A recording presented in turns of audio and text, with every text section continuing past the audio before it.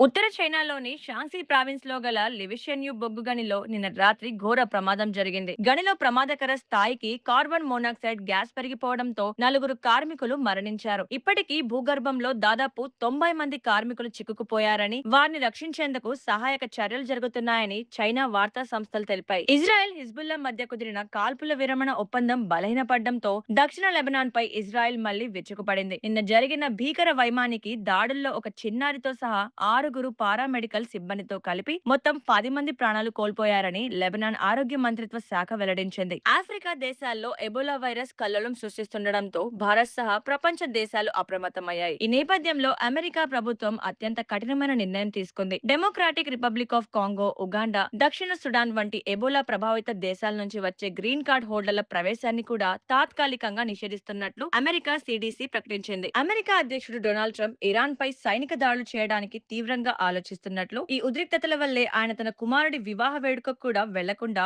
White house లోనే ఉండిపోయారు. ఒకవేళ తాను అక్కడికి వెళ్తే శత్రువులు చంపేసే అవకాశం ఉందంటూ ఆయన వ్యాఖ్యానించినట్లు ప్రచారం జరుగుతోంది. ఇరాన్, అమెరికాల మధ్య యుద్ధాన్ని ఆపడానికి రాయబార చర్చలు ముమ్మరంగా సాగుతున్నాయి. ఇందులో భాగంగా పాకిస్తాన్ సైన్యాధ్యక్షుడు field marshal Asim Munir Iran రాజధాని టెహరాన్ కు చేరుకున్నారు. అమెరికా విదేశాంగ మంత్రి మార్కో రూబియో ఈ చర్చల్లో కొంత ప్రగతి కనిపిస్తోందని ప్రకటన చేశారు. మరిన్ని అప్డేట్స్ కోసం మా ఛానల్ ని ఫాలో అవ్వండి.